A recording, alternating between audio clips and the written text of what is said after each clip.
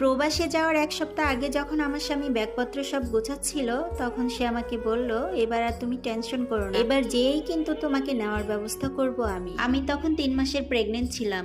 এমত অবস্থায় আমার স্বামী আমাকে দেশে রেখেই সে প্রবাসে পাড়ি যায়। এরপরে মাসখানিক আমার সাথে সে যোগাযোগ রেখেছিলেন, তারপরে আর ঠিক মতো আমার সাথে কথা বলতো। আমি যখনই ফোন দিতাম কাজের ব্যস্ততা দেখাতো আমাকে। এভাবে কিছু মাস যাওয়ার পর আমার স্বামী আর আমার সাথে যোগাযোগই রাখে। তাকে কল দিলে ফোনেও পাওয়া যাচ্ছিল না, মোবাইলটাও বন্ধ। অনেক টেনশন লাগছিল। ব্যাপারটা আমি আমার শ্বশুর শাশুড়িকে জানাই। ঠিকঠাক উত্তর দিতে পারলো না আমার শ্বশুর শাশুড়ি। এরপর তার যত সকল বন্ধু বান্ধব ছিল সবার কাছে আমি খোঁজ লাগাই, কিন্তু কেউই ঠিক মতো তার খোঁজ দিতে পারলো না। আমার স্বামী কোথায় আছে, কেমন আছে, অনেক যোগাযোগ করার চেষ্টা করি, কিন্তু কোনোভাবেই আর আমি তার সাথে যোগাযোগ করতে পারলাম না। মানুষটা কি আদৌ বেঁচে আছে না মরে গেছে তাও আমি বলতে পারি। তার কয়েক মাস পর আমার কোল জুড়ে একটি কন্যা সন্তান এলো। আলহামদুলিল্লাহ, আমি অনেক বেশি খুশি ছিলাম। আমি ভেবেছিলাম আমার মেয়ে সন্তান হয়েছে, এটা শুনে আমার স্বামী অনেক খুশি হবে, হয়তোবা কোনো কারণে আমার উপর রাগ করে সে আমার সাথে কথা বলে না। কিন্তু আমার মেয়ের নাম রাখাও হয়ে গেল, তার কোনো খোঁজ এলো না। এর মধ্যে একদিন হঠাৎ তার মোবাইলে কল দিতেই রিং বেজে উঠলো, কিন্তু বেশ কয়েকবার কল দেওয়ার পরেও আমার স্বামী আমার ফোনটা ধরলো না।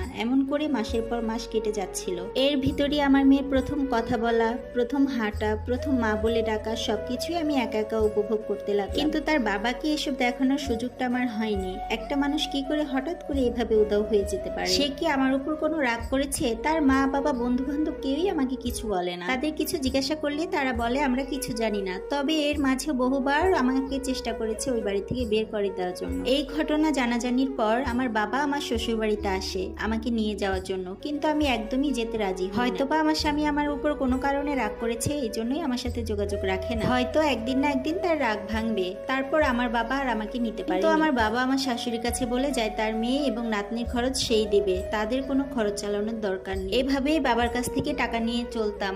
মেয়েটা আস্তে আস্তে বড় হচ্ছে, স্কুলেও ভর্তি করেছে। দেখতে দেখতে 10টা বছর কেটে গেল। আর এই 10টা বছরে যে কত কিছু সহ্য করতে হয়েছে আমাকে বোন, কতটা কষ্ট করেছি, কতটা চোখের পানি ফেলেছি, তা এখন শুধুই গল্প মাত্র। এরই মাঝে হঠাৎ একদিন জানতে পারি আমার স্বামী দেশে ফিরবে। এই কথা শুনে যে আমি কি যে খুশি হয়েছিলাম বোন, তার প্রতি আমার এক আকাশ পরিমাণ অভিযোগ ছিল, ঘৃণা ছিল। তার আসার কথা শুনে বোধহয় আমি এক নিমিষেই পানি হয়ে গেল। দেখলাম আমার 2 চোখ বেয়ে পানি পড়ছে। এটা হয়তোবা আনন্দের কান্না, কিন্তু এই আনন্দ আমার কপালে বেশি সময় ছিল। দেশে আসার পরে জানতে পারি সে দ্বিতীয় বিয়ে করেছেন এবং সেই নারীকে নিয়ে সে প্রবাসে পাড়ি জমিয়েছেন এবং সেখানে তার ঘর সন্তান সবই আছে। এই কথা শোনার পর যেন আকাশ ভেঙে আমার মাথায় পড়লো। আমি শুধু ছোট্ট মেয়েটার দিকে তাকিয়েছিলাম, কি জবাব দেব তাকে? তার বাবা যে এমন কাজ করেছে কিভাবে বলবো? প্রবাসে যাওয়ার সময় আমার স্বামী আমার কাছ থেকে একটি সিগনেচার নিয়েছিলেন যাতে করে সে আমাকে প্রবাসে নিয়ে যেতে পারে, আর ওই সিগনেচারটাই ছিল দ্বিতীয় বিয়ের পারমিশনের জন্য। আর এই ঘটনাগুলো আমার শ্বশুর শাশুড়ি তাদের